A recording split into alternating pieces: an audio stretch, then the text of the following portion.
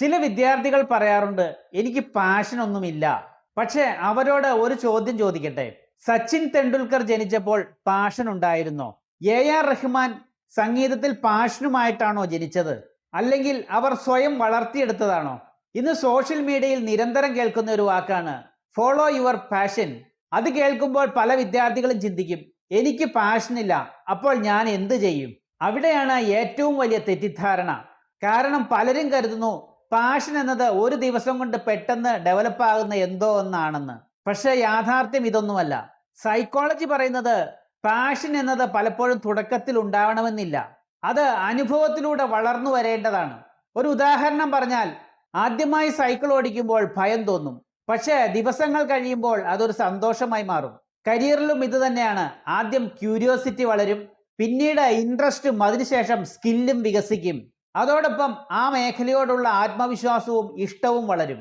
ഇതിനെയാണ് പലപ്പോഴും പാഷൻ എന്ന് വിളിക്കാറ്. പാഷൻ ആദ്യം വരണമെന്നില്ല.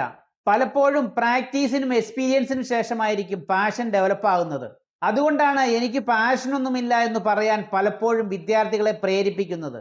എനിക്ക് പാഷനൊന്നുമില്ല എന്ന് പറഞ്ഞ് ഒരിക്കലും ഒരു കരിയർ മേഖലയെ ഉപേക്ഷിക്കരുത്. ആദ്യമായി ആ മേഖലയെ അടുത്തറിയണം. ചെറിയ അനുഭവങ്ങളിലൂടെ അതിനെ അടുത്തറിയുന്നതിനായി ഇന്റേൺഷിപ്പുകൾ ചെയ്യാം, വർക്ക്ഷോപ്പുകൾ അറ്റൻഡ് ചെയ്യാം, വെബിനാറുകളിലും സെമിനാറുകളിലും സംബന്ധിക്കാം. എല്ലാത്തിനും ഉപരിയായി മെന്ററുടെ ഉപദേശം തേടാം. അതിനുശേഷമാണ് നമുക്ക് ശരിക്കും പാഷൻ എന്ത് എന്നുള്ള കാര്യത്തിൽ വ്യക്തത വരുന്നത്.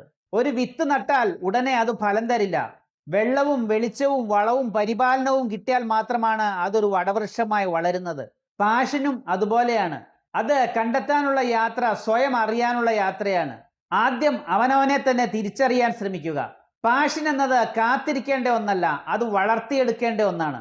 ഒരു കരിയർ തിരഞ്ഞെടുക്കുന്നതിന് മുമ്പ് എനിക്ക് പാഷൻ ഇല്ല എന്ന് പറയുന്നതിന് മുമ്പ് ചിന്തിക്കണം, എനിക്ക് ഏതു മേഖലയാണ് പഠിക്കാൻ ഏറ്റവും കൂടുതൽ ഇഷ്ടമുള്ളത്?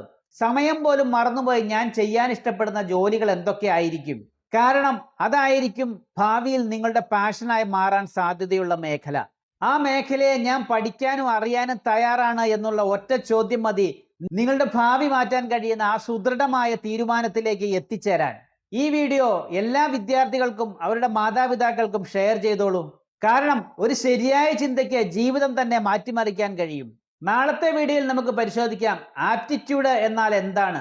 നല്ല മാർക്കുണ്ടെങ്കിൽ മാത്രം കഴിവുണ്ടെന്നാണോ അർത്ഥം? ഇന്നത്തെ വീഡിയോ ഇഷ്ടപ്പെട്ടാൽ ഷെയർ ചെയ്യാനും ലൈക്ക് ചെയ്യാനും സബ്സ്ക്രൈബ് ചെയ്യാനും മടിക്കരുത്. നിങ്ങളുടെ പ്രതികരണങ്ങളാണ് എൻ്റെ മോട്ടിവേഷൻ. താങ്ക്